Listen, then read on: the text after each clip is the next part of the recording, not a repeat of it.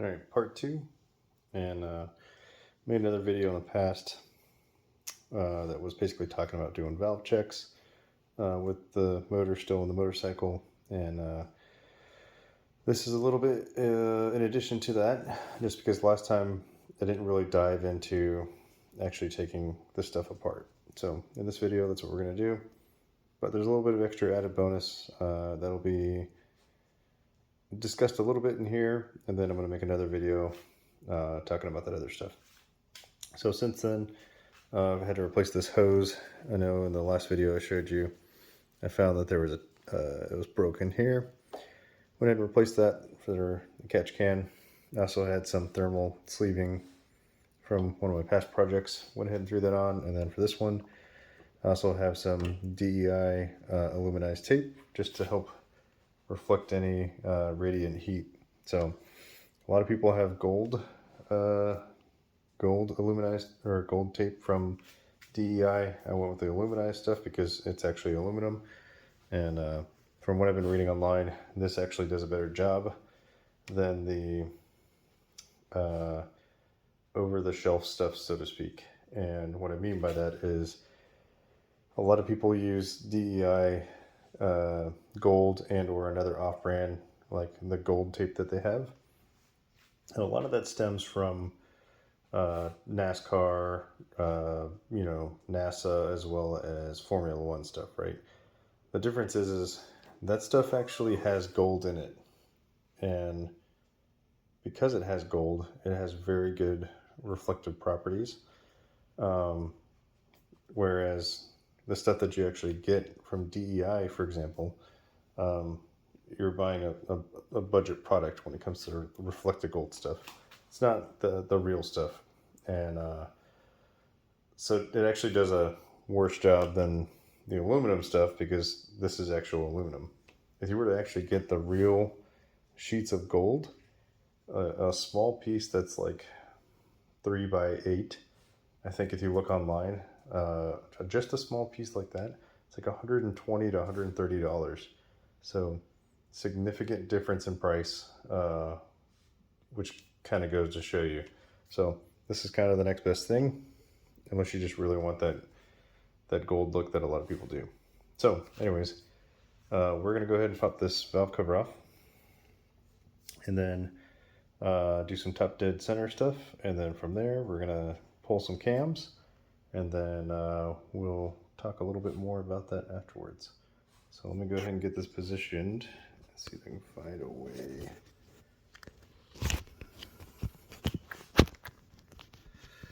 Okay. This might take a second. Where can I put you guys?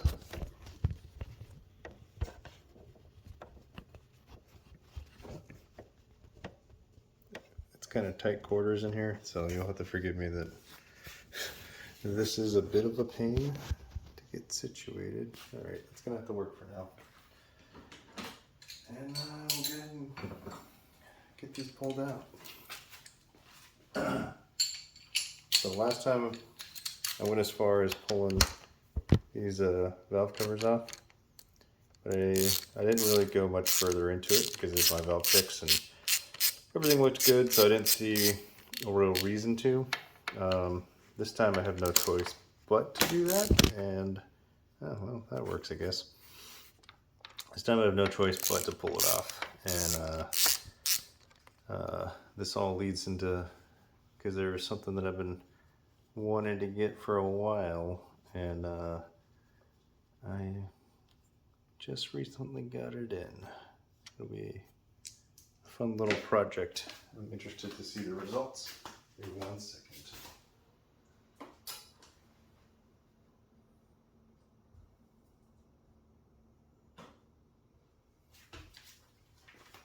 Okay. All right, 1 second. Let me put you guys on pause. Okay, sorry about that. So, anyways, as I was saying, I am excited about what we have going on next.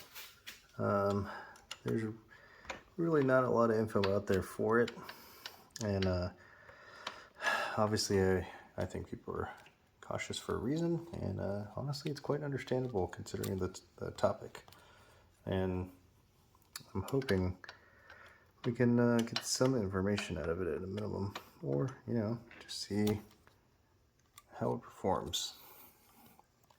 So, get this other one off real quick.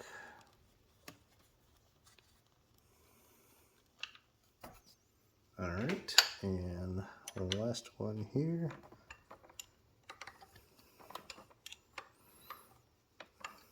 10 mils, in case you don't know. A couple of rubber seals underneath it.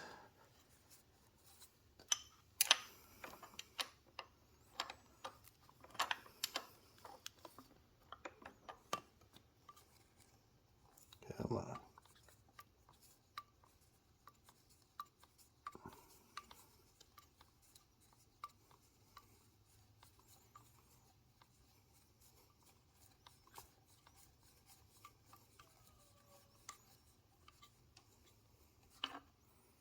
Okay. Let's go ahead and pop this top off, so to speak.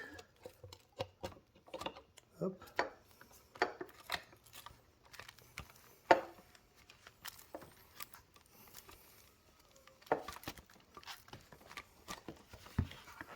And out. Perfect. All right. So I'm gonna get this spark plug tube out of here. Pretty sure the spark plug's still in there, but I think I could just still. I think I can still get it out without it. And twist.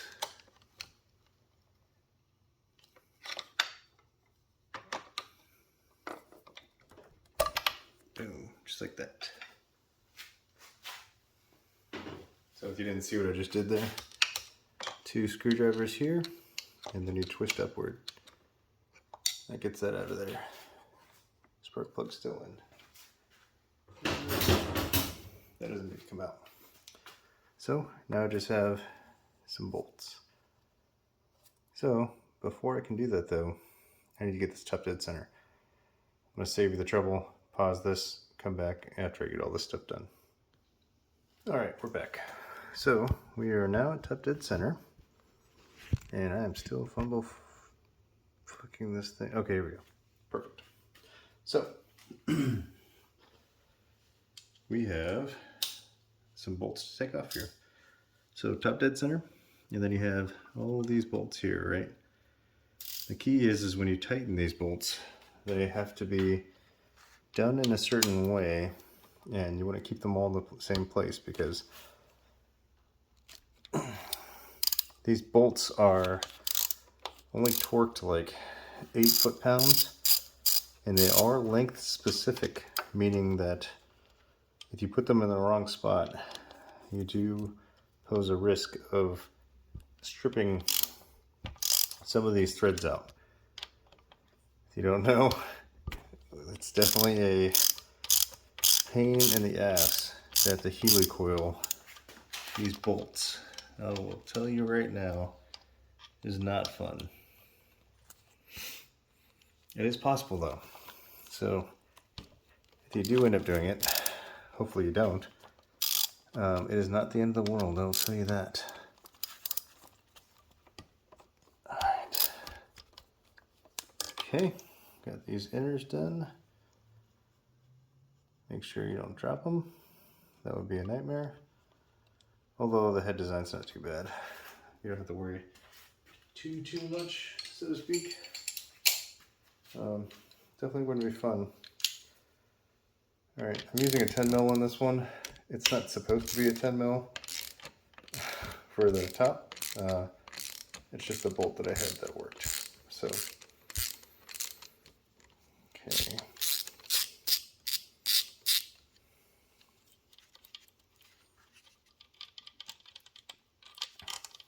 Get all these undone.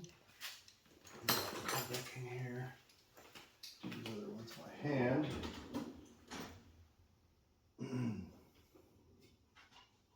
Sometimes it helps to have a low profile 8 mil gives you a little bit more clearance so that you can work in that area and get these loose so we can get them at least to where you can undo them by hand. So 8 total. And again, you have that part there. Okay, that one's loose. Let me get this back one. I know this one's not loose.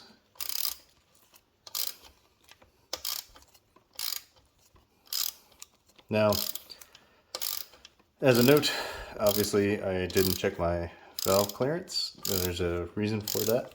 In your case, you're going to want to check your valve clearance before you take your cams off, because that's going to tell you what shim size you need. And that's an important factor you'll need to take into consideration, because for you, you'll have to do that math afterwards to figure out what's going to be best. In my case, I'm not going to need to, because it's going to be a guessing game for me anyways. That's foreshadowing. Alright. Get this loose too. And, alright, let's see if I can get these by hand.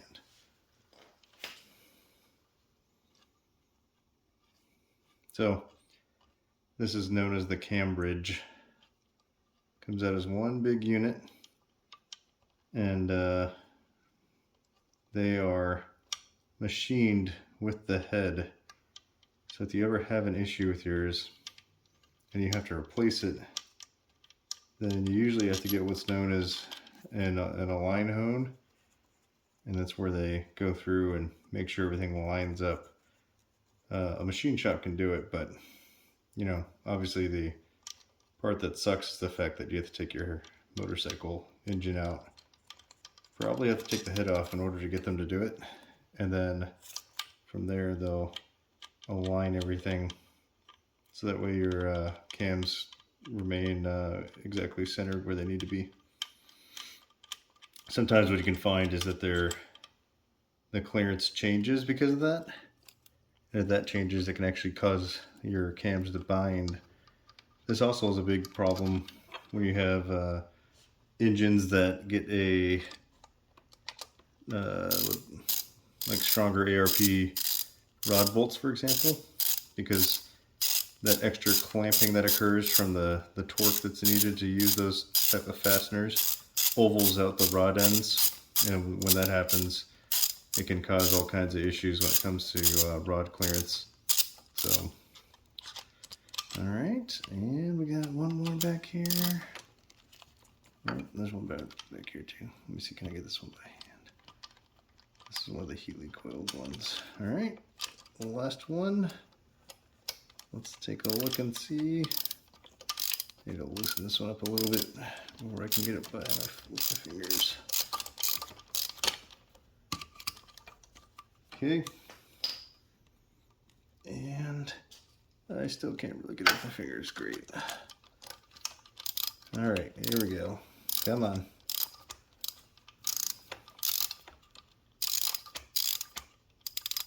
This is going to be one of those videos that might be long, so I'll tell you right now, sorry not sorry. This is the stuff that you guys kind of asked for, so basically what I'm saying is you deserve it. You're welcome. Okay, make sure all of these are loose. I'm going to pull this out as a unit.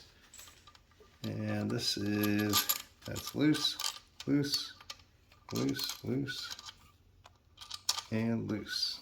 Okay. There's a dowel on this end and that end. So you can take a screwdriver into the side right over here, that corner, and you can pry it up. And then you can do the same on the other side. This just makes it a little bit easier. You just want to make sure that you don't mess up the seating surface or anything. Okay. Just like that. Boom. Comes right out the way.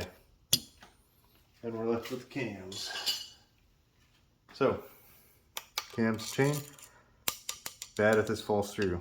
So I take a screwdriver right through the other side, just like that. And then these, take this out and you go in, pull that sucker out of there. And you grab number 1.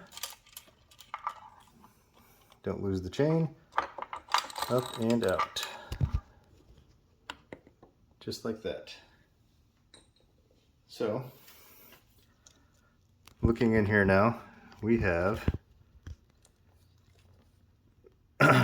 retainers.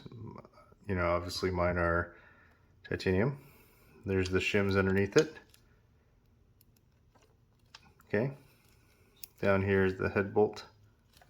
Here's the journal. Nice and smooth, right? Same here. And then cams and cam bridge. If you get the cam bridge out, I've talked about it before. Right there. Those are the oil squirters. Just run a wire through those, make sure they're clean. And some marking is pretty much guaranteed on these things. That right there is the journal.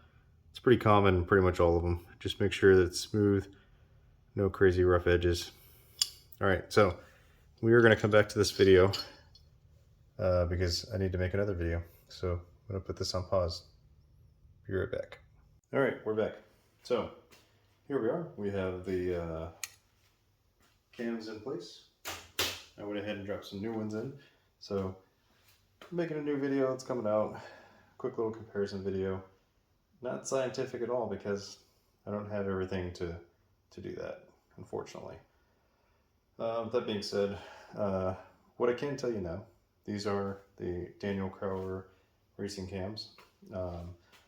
Stock lift, and then increased duration, yada yada yada. I talk about it more in the other video, but go ahead and take a look at that once that comes out. One of the things I did talk about though was that the journal bearing on this side, I was a little concerned because they made it smaller. It's fine. I looked at it, everything lines up perfectly fine, no big issues, so that journal bearing's good to go. To note, these cams actually are lighter than the OEM cams. I measured or weighed them out, and they are slightly lighter, so there's a little bit of less rotational mass because of that. Other than that, these are all in place. I just need to tighten these down, so I'm just going to save you from having to watch me do this, and I'll pause it and then I'll bring you back in because I need to check valve clearances, and we can do some valve clearance stuff, and depending on if I need to pull this back off again, we can look at valve clearance because the cam sheet comes specific with valve clearance, so we'll have to measure that anyways. So we'll go ahead and pause you, and then we'll talk a little bit more here in a second. Here is the program I used last night. The website that I typically use for some reason is down or doesn't work anymore. I don't know what it is. But I downloaded this program to try it out, and it's basically designed to help you get a ballpark of what your valve shims need to be. And I say ballpark because you may have to do this multiple times in order to make sure you get it correct. So hit start. I've already pre-entered some of the stuff, so number of valves, right? Intake, exhaust. This was my measured valve clearance. So I went and measured it ahead of time. This is actually not the original valve clearance when I checked it, because it was actually like around 0.325 or something like that. That's what I measured it out at originally. And so as you can see, I've been going further down and down and down. Here is the shims that are currently, well, from the previous time that I measured. These are the shims that I'm running. When I first started, these were actually 1.95 and 1.90. So as you can see, way thicker shims for some strange reason. Not sure why. And then this is the section where you actually enter in your actual valve clearance specs. Again, I do wish that this was in, 3 digits decimal, but that's okay. It just gives us a rough estimate. So moving on, this is kind of the next page. It's got all the information we entered in, and then it tells you, I ignore the no shims to fit here. I don't know what that's supposed to be about, but this gives you a rough estimate. So this is saying, this is from what I was looking at last night. I would need to step up to a slightly larger inlet valve shim. And I'm pretty much right there on point when it came to exhaust. If I really wanted to, I could probably get away with going with another shim step up higher, just based on tolerances and as well as considering the fact that it doesn't go up 3 decimal points. There is a manual way that's more accurate for figuring this out, but this is just a good tool to use if you are starting over, fresh, for example, or if you're just trying to get a rough ballpark. More than likely you will have to go back and forth, just because your chances of you getting it right the first time, it's not very high. So this is just a good option for you. So I do recommend, if you are good at doing, writing stuff down math wise, they do actually have valve shim calculator sheets where you can print those out and manually input all the math needed for it. That's a good tool to have, actually. And I say this because you can print it out and keep it inside of your billfold or your folder that it came with, and maintain that for your records. So that way, the next time you go and look, you can say, "Oh, here's what I did for valve shim specs."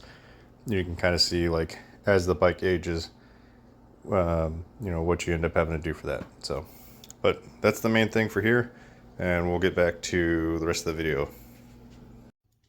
All right, and we're back. So, you might not be able to see it. I'm gonna go ahead and check the clearance here on the intake side. Cam card that I have here says 0.007. So we're gonna go ahead and check that now. See where we're at with that, and with any luck, hopefully not have to change anything, but we'll see. Okay. All right. Okay. I have no idea what that was. Hold on. Let's try that again. Okay, that's bigger than 0.07. So is that one. Okay. Well, now we get to take a guess. Let's see. What are the clearances for this one? Let's just go big or go home. Why not, right? 0.007 of an inch. All right, let's try this one. And this is, okay, much bigger. Okay, that was a 0.11. So I might have to put some beefy boys in this thing. Much bigger than I currently have. 0.16. Why not? Let's give it a shot, eh? 0.16.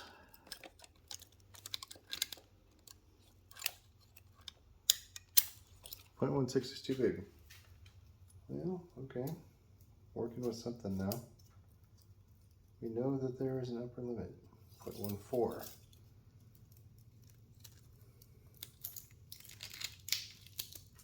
0.14. Where are we at? Oh yeah, that feels spot on.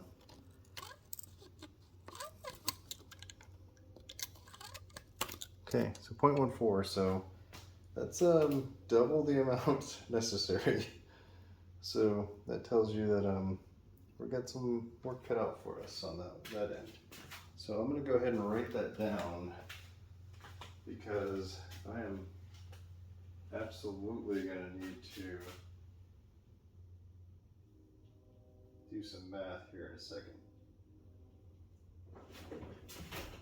All right, exhaust side. Let's take a look at this exhaust side now. Okay. You know what? Let's just try it with this one. 0.14. I don't know if I can sneak in here and do this one. It's going to be a little tight. Normally I undo the radiator and just move the radiator out the way, but I feel a little frisky. I'm going to see if I can get in there without doing that. Gotta hit the decompressor here. Oh, okay. Alright. That is exactly the same, 0.14. And this side, for the spark plug cable. This side is, I don't know, because there's a wire in the way. Get out of the way, wire. Alright, let me get that a little more bend. You gotta have small hands to work on a bike like this, I'll tell you. Okay. Alright. Yep. Yep, that's the same, 0.14. So 0.14 all around needs to be, sorry, 0.014 all around needs to be 0.007 and 0.008. So you gotta do a little bit of math, but I'll tell you, it's a little bit easier than you think, because all you're really gonna do is figure out the shim size that you have in there, which these are new-ish, which means that the stampings are probably still on there, but I can measure them. And once you do that, the only downfall is obviously all this has to come off. Once you do that, you know what the current shim size is, and then you also know what the spec needs to be. So if you know those three pieces of information, they actually make online calculators. You can use an online calculator and it'll tell you exactly what you need to adjust it by, which makes things a hell of a lot easier. It'll get you ballpark for the most part because it is not foolproof. I have definitely found that I've had to go through and change shim sizes afterwards before, but it'll get you pretty damn close. And that being said, it's certainly a good tool, especially when you're kind of just shooting in the dark, so to speak. So I'm going to go ahead and get these off. I'll go ahead and use that calculator and we'll add that to it. In fact, I have an idea that we can use to incorporate into this video, and we'll just go ahead and we'll just look it up, and we'll go through the process together. I'll show you exactly what I do. So I'm gonna put you on break again, and next time you hear my very deep voice, we'll be guiding you through the whole process. All right, be right back. All right, and we're back. So this is a bit of a nightmare. Shim size has changed dramatically on this, and I had to go from 195 to 155 on this one, or 255, and these ones were 190, I believe, and that one changed to, these ones changed to 165, so, or 265, so a significant difference in terms of shim size. I'm not sure exactly why, but it's pretty significant. Actually, I ended up having to change shims out to try to get the right size. Man, it had to have been like 10 times. So, huge pain in the butt. So now, got everything where it needs to be. 0.007, this one's 0.008. It's actually maybe a hair bigger than 0.008, but it feels pretty good. So I'm not overly concerned with that, which is what is on the spec for the cam card. So now at this point, gotta torque all this down, get the cover back on, and we can throw everything back together and see how she runs. So I'll go ahead and do that, and then I'll bring it back into the future once we get all that stuff set up. You can see exactly how things are going, and we'll get hopefully a first startup here, well, in your time. It'll be in a matter of minutes. So, all right, well, I'll let you guys know. All right, about to do the first fire up. Got the tank on here. I'm not going to bolt it down just yet, just in case I need to get the top off. And either way, I'm going to go ahead and disconnect the ECU at some point, just because I have to do another idle relearn. Except there is a break-in procedure for this. The instructions basically say run the bike no more than 2 minutes, let it idle, and then after 2 minutes you want to turn it off, make sure that it cools down. It's just a break-in process for the cam because of the heat. And after that, we'll do a idle relearn this afternoon, and hopefully she should be good to go. So I'm going to turn it on. We'll hopefully get some heat in the O2 sensor, see what the O2 sensor says, and yeah, we may have to do cam chain tensioner adjustment, but we'll see. Ooh, I just noticed something. These seals popped out. Let me go put that back in, I guess, and then we'll be back. And we're back. Problem has been fixed. I must have just missed that or something, but whoops. All right, let's give this a first start, see how she runs.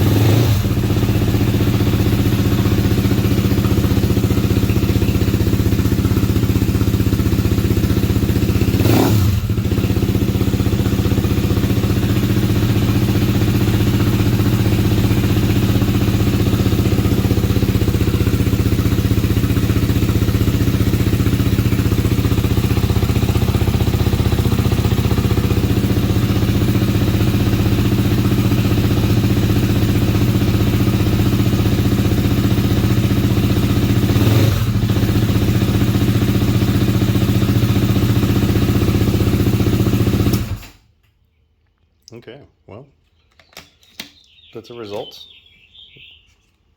Man, I don't know if you guys saw that though. That first startup, definitely pretty lean, which is, in all intents and purposes, a good indicator that more airflow than fuel. So, didn't blow up. Sound pretty good, and more importantly, I didn't have any valves kiss any of the piston or the piston itself. So. I turned it over a couple of times. Normally, whenever you have something like this, anytime you do anything with head work, you always want to rotate the crank twice. That'll get you through bottom dead center, and then it'll get you to top dead center after that, so that you can actually check, make sure everything lines up. That's the number one thing, is you want to make sure that the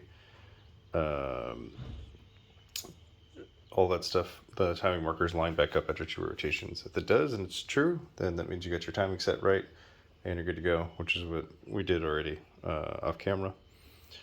Now I just have to reassemble all this stuff, put it back together. I'll probably throw the computer on there and have a look at it with that, and then do idle relearn later, and then go for a ride tomorrow and hopefully see how she feels.